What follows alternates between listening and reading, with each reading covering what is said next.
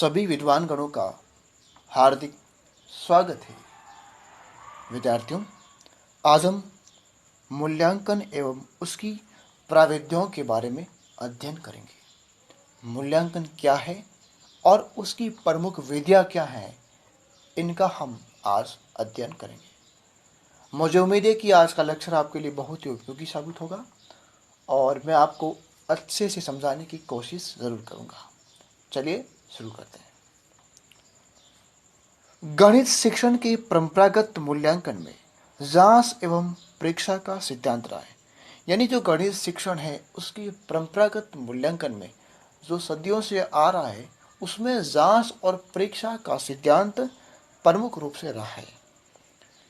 विद्यार्थी के ज्ञानात्मक पक्ष का मापन करने में उपलब्धि या निष्पत्ति परीक्षणों का उपयोग होता है, किंतु इनके द्वारा भावात्मक एवं क्रियात्मक पक्षों के विकास का मापन संभव नहीं हो पाता है। अतः नवीन मूल्यांकन प्रणाली में मूल्यांकन एवं आकलन शब्दों का प्रयोग किया जाता है, जिनमें परिमाणात्मक एवं गुणात्मक दोनों प्रकार की सूचनाएं प्राप्त की जाती हैं। यानी निष्पत्ति परीक्षण या उपलब्धि परीक्षण के द्वारा हम विद्यार्थी के ज्ञानात्मक पक्ष का तो आकलन कर सकते हैं, लेकिन उसके क्रियात्मक पक्ष, भावात्मक पक्ष, इनकी जानकारी हम नहीं प्राप्त कर सकते। यानी गुणात्मक मूल्यों का हम पता नहीं कर सकते। इसलिए इस नवीन मूल्यांकन में मूल्यांकन और आकलन शब्दों का प्रयोग किया गया है, जो हमें गुणात्मक और परिमाणात्मक दोनों प्रकार की सूचनाएं देते हैं। मापन से सामान्य अभिप्राय ऐसे संख्यात्मक या संकेतात्मक मान से होता है जिसमें किसी उपलब्धि को अभिव्यक्त करने के लिए अंकों या प्रतीकों का प्रयोग किया जाता है तथा इसमें विशिष्ट योग्यताओं का केवल परिमाणात्मक मान बताया जाता है। उदाहरण के लिए, यदि किसी बालक के गणित विषय में 100 में से 65 अंक या बी ग्रेड हैं, तो ये अंकन मात्रात्मक हैं, किंतु इस अंकन में यह पता नहीं लग पा रहा है कि इस उपलब्धि की गुणवत्ता क्या है, अर्थात वह तार्किक रूप से अमूर्त चिंतन के रूप से भावात्मक एवं क्रियात्मक तौर पर कितना सक्षम है। तो यदि इस उपलब्धि में इन मूल्यों को भी शामिल किया जाए तो फिर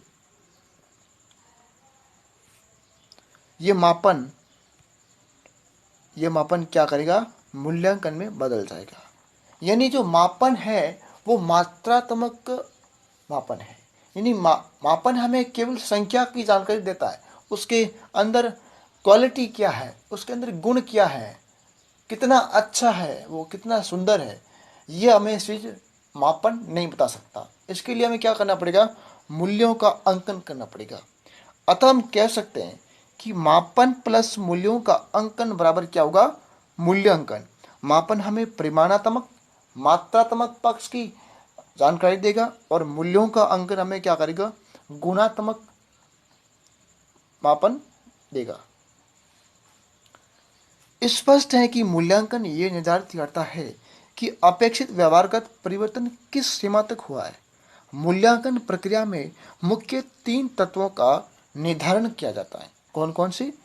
पहला जो है, शिक्षण उद्देश्यों की प्राप्ति किस सीमा तक हुई है। दूसरा, शिक्षण विद्या कितनी प्रभावी रही। और तीसरा है, अधिगम अनुभव कितने प्रभावी रहे। तो साथियों, आज हमने मूल्यांकन के बारे में पढ़ा और मूल्यांकन प्रक्रिया में किन तत्वों का निर्धारण किया जाता है, इन चीज़ों के बारे में पढ़ा। इसके बाद नेक्स्ट लेक्चर में हम पढ़ेंगे मूल्यांकन की आवश्यकता और उसका महत्व क्या है, इसके बारे में बात करेंगे। तब तक के लिए जय हिंद, जय भारत।